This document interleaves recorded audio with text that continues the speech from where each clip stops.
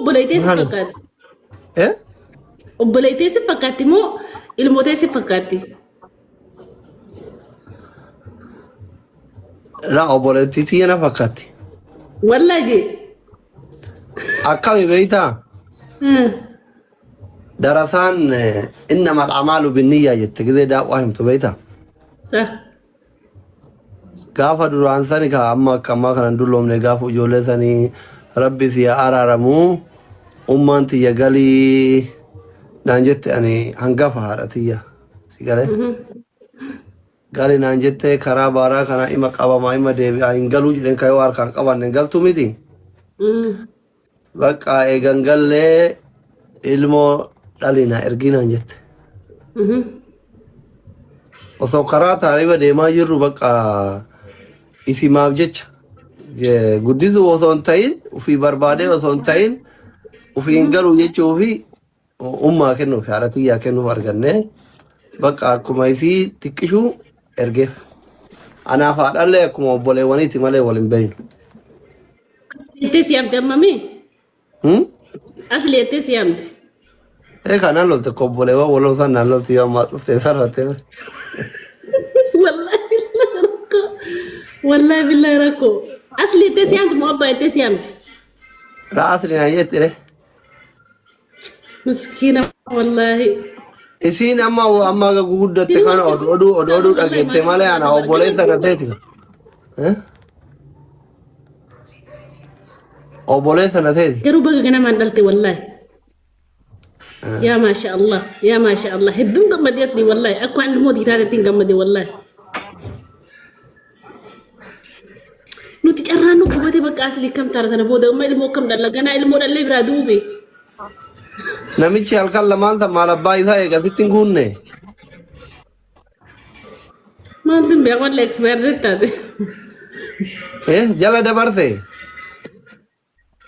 maaltin beeku walla ani beeku wallahi ani wallahi guyya lama sunna ani beeku ba dugatti akkuma dubur manaan jaabi bulee saxi wallahi मैं तने बहुत ले ऐसे कि मैं कभी को डले बिरान दूबरी नूर दियम ते कम तारा इंदा कब amma zo arra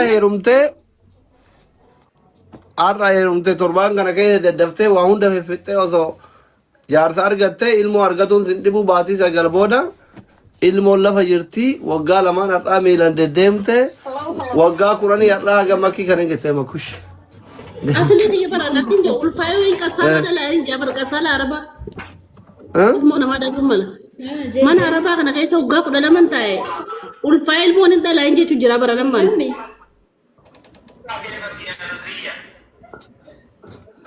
ma waraba ban tindu bosira rabate hidda banne beran gina wini diti ko bar guja wagga dite mi tor babar wallahi bakka waraba ban dunan daltare ilmo dalun ka dabdu gafu waraba ban tira dabate obboleessa mudhii dhuguun deemu kana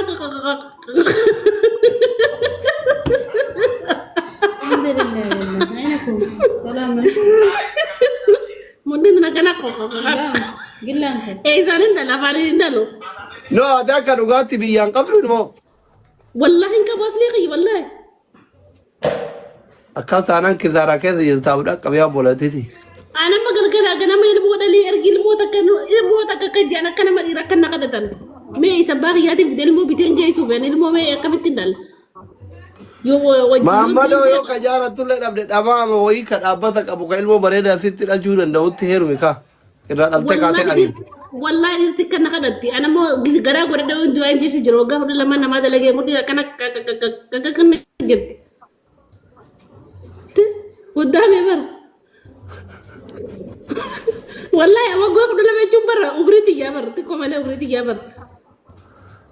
Kamal irraa taaree waan kururu wayillee taatu gabaabaa maleen. Auzu billah. Aboo maal taate rabbis daadhu narraa uska rabbis daadhu adda ayyaa. Islaama mee?